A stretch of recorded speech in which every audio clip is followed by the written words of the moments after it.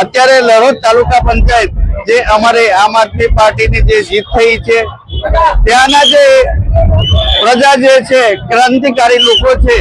કે જેને પરિવર્તન જે ઈચ્છી રહ્યા છે, એના ફળ સ્વરૂપે અત્યારે લડોદ તાલુકા પંચાયત આમ આદમી પાર્ટીના અમારા ઉમેદવાર રાકેશભાઈ દિનેશભાઈ તડવીની જે જીત થઈ છે,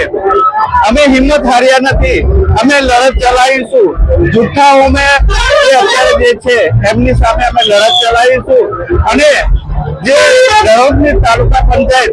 તેના મતદારોનો ખૂબ ખૂબ આભાર માનીએ છીએ કે જેમને અમારા પર વિશ્વાસ મૂકીને આમ આદમી પાર્ટીની જે શરૂઆત કરી છે અને અત્યારે અમને જે જીત અપાવી છે તે બદલ ત્યાંની પ્રજાનો ખૂબ ખૂબ આભાર માનીએ છીએ. જય હિન્દ, જય ભારત.